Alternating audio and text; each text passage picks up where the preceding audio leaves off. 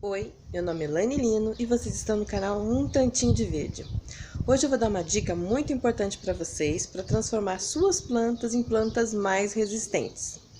Se você já gostou do assunto, deixa seu like. Então vamos para dicas para as suas plantas ficarem mais resistentes.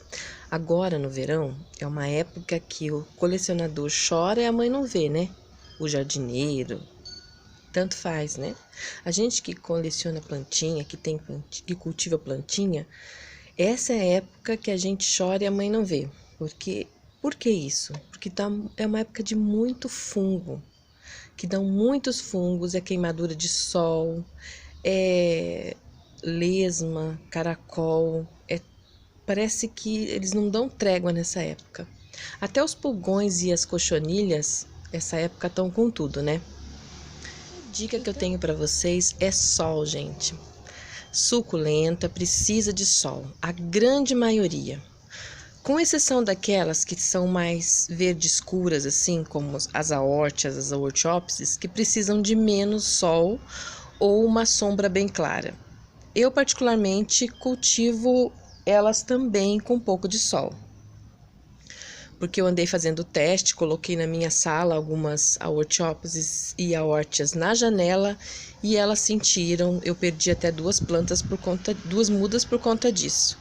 Porque eu acho que não estava, apesar da minha sala ser clara, não estava o suficientemente claro ou pegando um pouquinho de sol. O sol, ele faz a planta ficar mais resistente. O excesso do sol também queima, a gente sabe, mas o sol faz a plantinha da gente ficar mais resistente. Outra dica muito boa, que eu sempre uso aqui em casa, é a cal da bordaleza. Olha aqui, gente. Eu vou mostrar para vocês. Isso aqui é a cal da bordaleza. Esse pozinho. O que consiste a cal da bordaleza? Ela consiste em sulfato de cobre, que é um adubo foliar, e cal agrícola.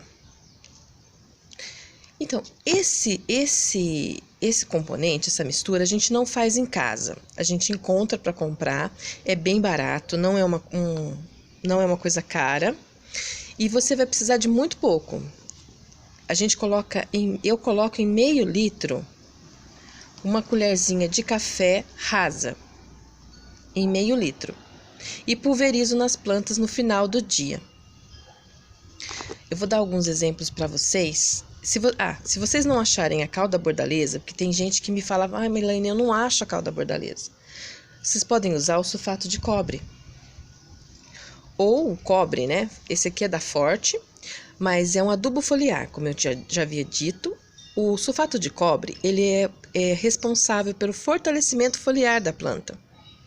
E também serve como prevenção de fungos. Já o cal é bactericida, por isso que eu gosto mais da cal da bordaleza do que do sulfato de cobre. Porque o sulfato de cobre, ele só tem a função evitar fungos, prevenção de fungos. Já a cal da bordaleza, ela tem a função de evitar fungos e bactérias. A gente fala evitar, gente, mas não só evita não, porque essa minha metálica estava bem feia no verão passado. Ela pegou muito fungo e depois que eu comecei a usar com regularidade a cal da bordaleza, ela parou de fungar. Você sabe que essa planta é a rainha do fungo, né? Ela toma muito sol também. E eu aplico a cal da bordaleza a cada 15 dias, em média a cada 15 dias.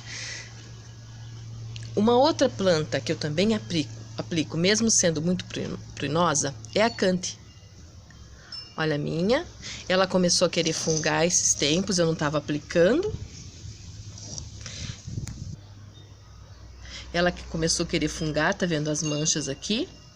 Aí eu voltei com tratamento, voltei a passar. Outra que eu passo sempre é a Crispate, né?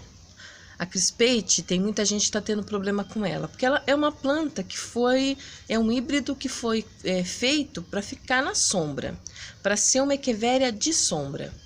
Mas aqui eu cultivo ela no sol, essa fica no sol pleno e eu tenho uma que fica meia sombra, que pega menos horas de sol. Até nas peludinhas, como esse Senécio avorti, eu também aplico a cauda bordaleza. Essa aqui é a Echeveria elegans. Olha que linda. Eu tinha um vasinho 11 dessa planta, mas ela se prolifera muito, muito mesmo. Eu transplantei essa planta no final do inverno e olha como ela tá. As rosetas eram bem menores. Essa aqui é a Echeveria jadeita. Essa lindeza aqui é o Cotyledon pendens.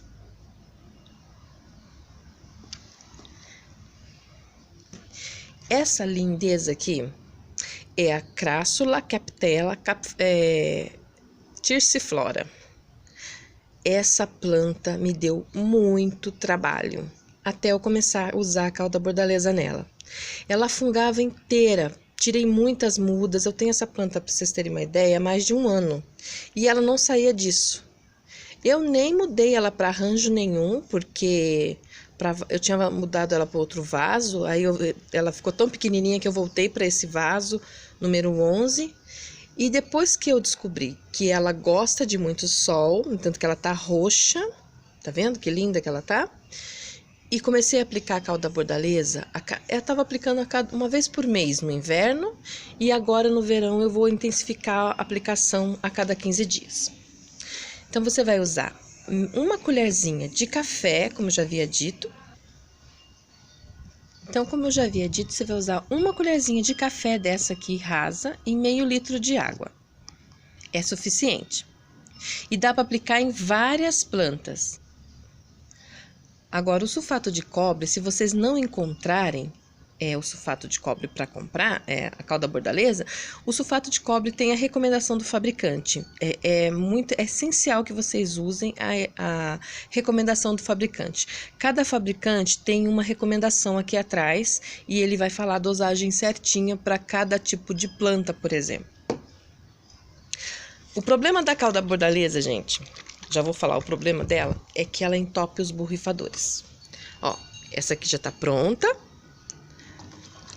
O ideal é você sempre estar mexendo enquanto você aplica. Você vai aplicar assim, ó. Dá uma corrida básica nelas assim, ó. Uma aplicada. No final da tarde. Tá vendo? Delas todas. Vai ficar manchadinho um pouquinho, mas não tem problema nenhum. Na hora que você coloque e jogue uma água depois. Então, gente, eu dei duas dicas muito importantes para vocês. O sol e o uso do sulfato de cobre ou da cauda bordaleza, para fortalecimento das suas plantinhas. Eu espero que vocês tenham gostado do vídeo. Não esqueçam de compartilhar esse vídeo com seus amigos, para que esse vídeo chegue a mais pessoas e mais pessoas consigam cuidar melhor das suas plantinhas. Uma dica muito importante, tanto para quem já coleciona suculenta há um bom tempo, como para os iniciantes, né? Eu vou mostrar uma coisinha para vocês. Espera aí. Essa é a florzinha da minha Roya Kerry. A plantinha coração, né, gente? Olha que linda. É a primeira vez que ela floresce aqui em casa.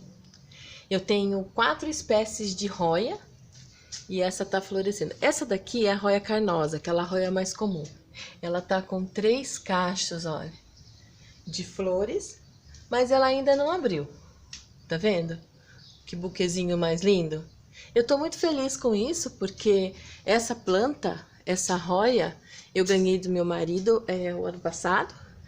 Essa outra Roya eu ganhei da tia do meu marido, e ela me deu 4 folhinhas. Esse pezinho aqui tinham 4 folhinhas. Agora ele já tá se alastrando. Então, as dicas de hoje foram essas. Espero que tenha sido útil para vocês. Espero que vocês utilizem.